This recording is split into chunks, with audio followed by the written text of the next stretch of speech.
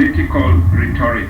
NCIC further condemning utterances by Muranga Governor Mwangi Wairia that no leader would hold a meeting in his county without his blessing and authority. It is wrong and unconstitutional to prohibit people from moving around and meeting.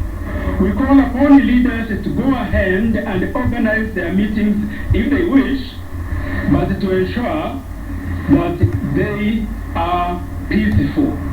Nairobi leaders pledging to stop the use of hired youth to perpetrate violence during the campaign period.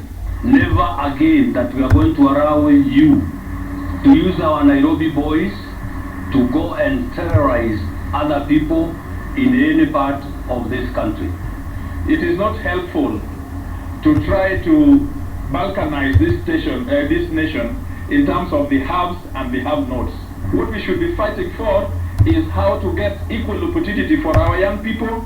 Wale viongozi ambao wamekuwa wakipeleka vijana wetu kupatiwa wheelbarrow, tunataka kuwaambia sisi viongozi wa Nairobi, we are going to provide real empowerment to our youth. As succession politics intensify ahead of the 2022 general election and the possibility of a referendum, political temperatures are bound to hit fever pitch. Eyes will be on the government agencies and the political leaders to quell the rising tension. Chamutai Going Citizen TV, Nairobi.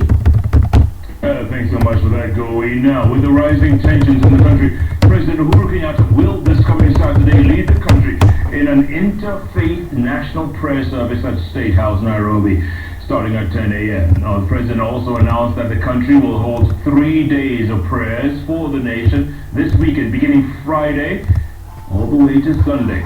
Communication from State House spokesperson Kante Denya said Kenyans are encouraged to pray for the country in their usual places of worship in compliance with COVID-19 containment protocols.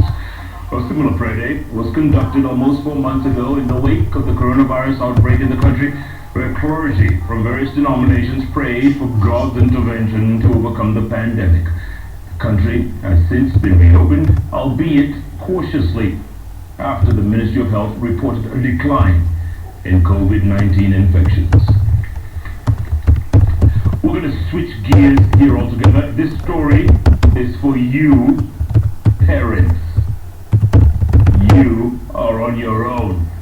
The government is tonight telling parents that they will be required to buy face masks for their children once schools reopen. Education Ministry Cabinet Secretary Professor George Magoha also, however, says the government will issue free face masks to needy learners across the country. CS Magoha also promised to disburse funds to schools by tomorrow. This as senators castigated the Education Ministry for ambushing parents and learners by giving a 7-day period, which they say was not sufficient for back-to-school preparations. Well, let's get more from our very own Marianne Nyambura.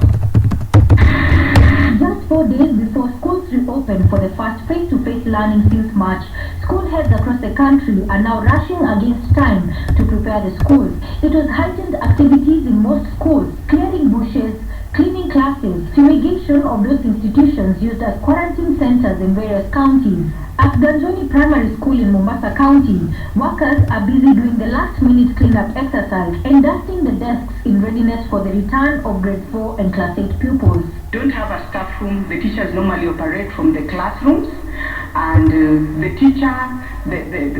advantage of the teacher being behind the learners is because the teacher will also monitor to ensure the COVID-19 rules and regulations are observed. Schools also engaging in complying with the social distancing requirement, fresh marking to show the 1.5-meter social distancing rule, spreading out the desks in classes to accommodate fewer